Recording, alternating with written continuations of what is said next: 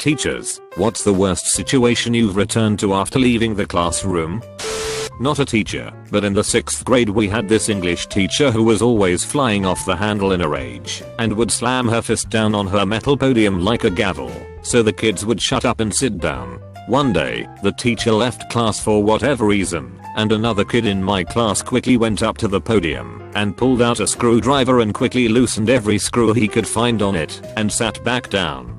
Lo and behold, the teacher came back and eventually found the kids to be too talkative and slammed her fist down, and the whole podium fell to pieces. It was a hilarious sight to see until the teacher started to cry. I felt bad, even if she was a mean old bitch. Well, I had to step out for a phone call about a student in class. I didn't want him to hear me talking about him or any other students. This was when I was still working at a middle school and have since moved on to high school. I thought it'd be a larger improvement than it was, but certainly haven't had a situation like the one I had in middle school so far. Anyway, I'm outside of the classroom for a maximum 1 minute. They all start talking. When I announce I have to leave the room for a moment and pause the lesson, I'm fine with that, but about halfway through my phone conversation all taking stops and it's perfectly silent. I come back in, and a kid is sitting on my desk with a stapler against his head, threatening that if his girlfriend, also in the class, doesn't get back together with him, he'll end it all right there. For some reason, maybe because it was early in the year of 7th grade and they are still young, she completely believes that if he presses that stapler against his head it's over. So she starts begging him to put the stapler down and that she's sorry. While this was happening, I was basically letting it resolve itself because 1, I didn't think the kid had the balls to do it until the girl was trying to talk him down. The situation resolved itself, but I decided to send him to the principal's office because it was not something he should be doing. I think the parents should be concerned, and I knew it would be hard to focus the class afterwards. While I'm walking him to the hallway to explain why I'm doing this, he screams, "Jennifer, I love you," and she started crying. Hormones are some crazy shit. My high school had this very old, like 70-plus-year-old man who taught economics and also was the ICE teacher. He could be quite blunt. He'd been in a war or two, had his wife die literally in his arms in their kitchen, and didn't grow up well in Saudi Arabia. So he could be a bit harsh at times, but was generally hilarious and loved by a lot of students. Except one student who got ice daily. So one day, while the old teacher had stepped out, the student got up and mixed liquid cement into his coffee mug. He ended up in the hospital for a while but survived. Student obviously ended up arrested and in jail. Right, so my old religious studies teacher collected water bottles. Like, loads of them. Her desk was absolutely swamped with them, and they proliferated over the 3 years I had her as a teacher. I counted them one day, and if I remember rightly, there were at least 25. Most of them had never been opened, and even the ones that had were still mostly full. I remember when we started the topic of poverty and she opened the discussion with the old millions of children in Africa go without clean food and water, which the irony was not lost on. Eventually, we probed to find out why she kept all this water, and it took a while, but she told us she was a religious woman, and it turned out she believed that when God turned her water into wine, she would retire. One day, she left the classroom for some time to speak to someone or other. Someone in our class just happened to have blackcurrant squash on him, so we added it to one of the water bottles to make it look like wine. When she came back to the room, she was obviously skeptical, but we all played along for the rest of the lesson and even afterwards. I didn't think she was really convinced, but she did indeed retire at the end of the year, and whether it was by divine providence or if we just annoyed her that much isn't for me to say. Last year, while I had to do quick photocopies for the kids who forgot their documents, one of my grade 10 tripped and made a hole in the wall. It wouldn't be too bad if in their great teenager's mind, they didn't decide to make the hole bigger. I came back when they were figuring out if they could hide one of them in it. I was torn between laughter and anger. When I was in middle school, I had this classmate who really liked electricity, the more destructive forms of it. He always carried around this DIY shorting plug and he used to plug it into the school's sockets when no teacher was looking. One time, the computer class teacher left the classroom for some reason. Once he did that, the classmate got to do his thing. He plugged his plug into a socket, interrupting my 2004, I think it was a 2004, a version of Unreal Tournament, anyways, match, and then he confidently walked up to the breaker panel, reset the breaker, and failed to restore the power. As it turns out, the breaker failed to do its job, and the guy's feat of circuit shorting actually burned cable in the school's electrical system. He was not punished for it either. None of us reported him. Snitches do get so-called stitches after all, and if the teacher had reported him, well, he'd have admitted to leaving a class full of students and full of computer equipment completely unattended. So he didn't.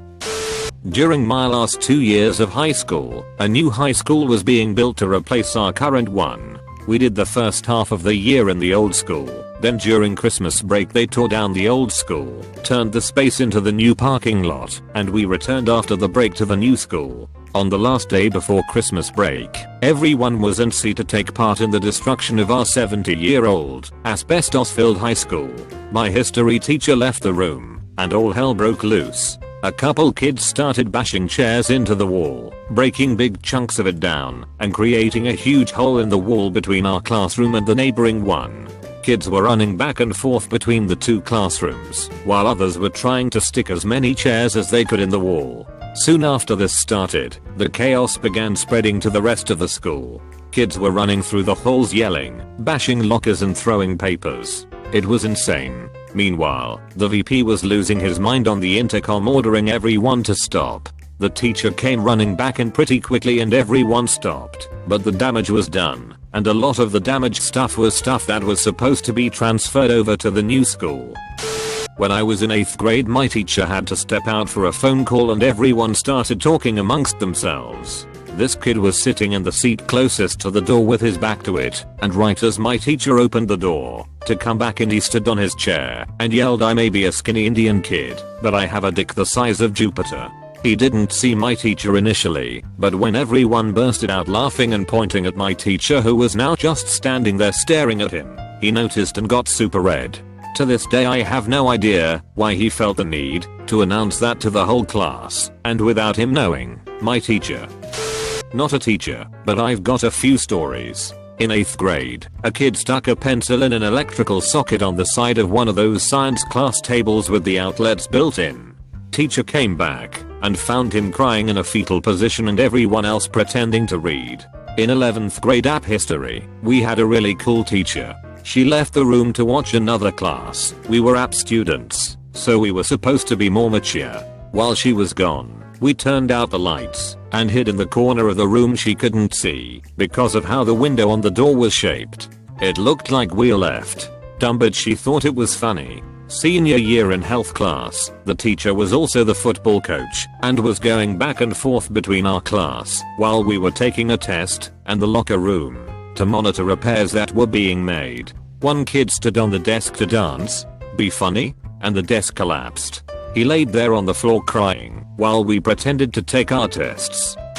My high school biology teacher had a father in the ICU who was basically going through some major surgery and the odds of survival were low. She had her cell phone, which was a little flip phone that only got cell signal if placed in the windowsill of the window furthest from her desk, and was waiting for the hospital to call when he was out of surgery. Some third child stole her phone when she went to get copies from the printer down the hall.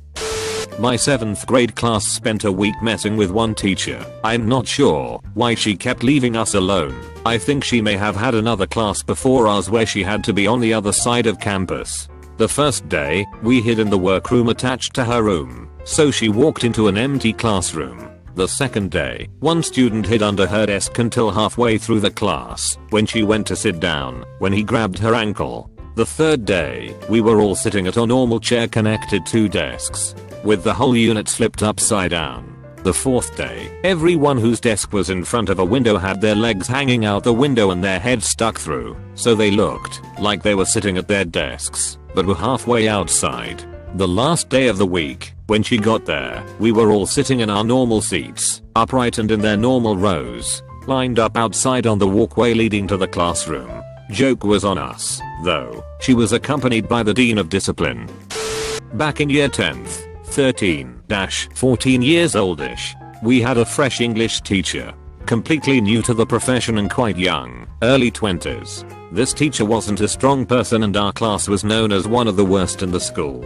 She'd get bullied and react poorly to it, essentially making it get worse. One time she left the room and someone blew up a condom and we started batting it around. She entered back into the room and started screaming for us to stop. Obviously we didn't. She started following it around the room trying to get it. After a few minutes she gave up and went to get someone higher up. So in comes an assistant head teacher. Right, pop that balloon right now. For some reason her calling it a balloon caused us to erupt into laughter. She eventually got the condom and popped it and then took over teaching the class for the rest of the lesson. We didn't have the English teacher again much after that.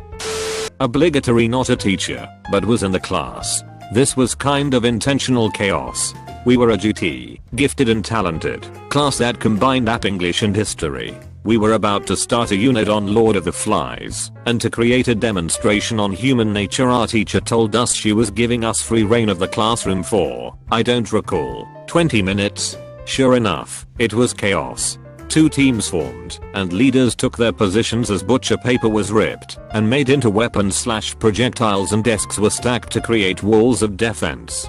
Thankfully we were good enough kids to not do anything that couldn't be easily undone or actually hurt anyone.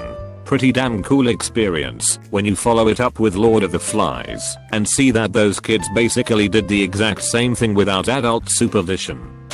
We had a substitute teacher that none of the students liked. He was a bully. I somehow managed to excuse myself to go to the bathroom and came back to absolute carnage. First thing I noticed that the tables and chairs had been thrown all over the place and there was another teacher restraining a student and the substitute was on the floor with a bloody nose. The other students were all stood around the room shocked. We were asked to go down to the library and not go to our other classes for the rest of the day whilst it was dealt with, and the teachers took witness statements from the students. I found out later from another teacher and a few friends that the substitute had mocked him over his father's very recent death that happened less than a week beforehand, and the student snapped and went for him. Taking notice and finally listening to our complaints, the substitute wasn't allowed back to the school and the student got a 1-day suspension.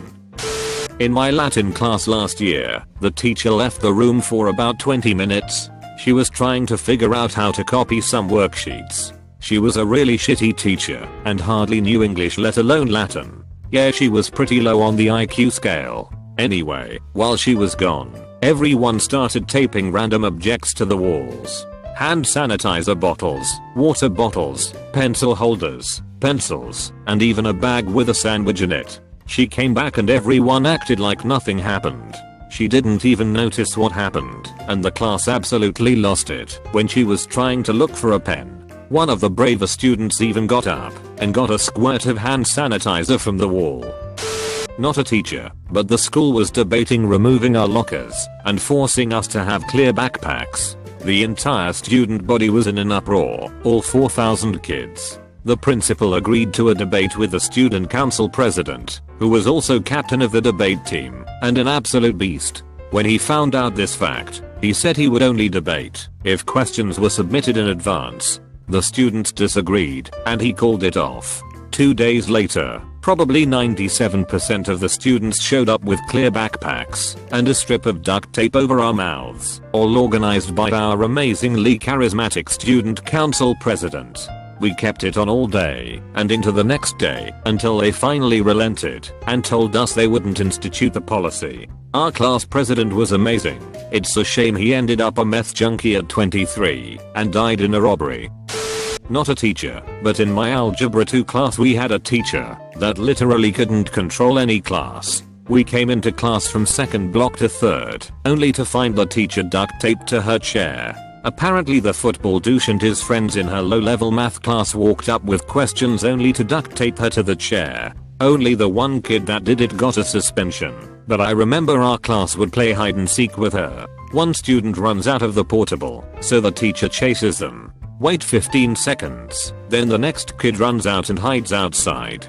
First kid comes back, and teacher just says she upset they did that, only to come to the realization that another kid has fled. This process repeated during testing time, so myself and another kid, Joe, would finish our tests and pass them around the class. It was not a productive period.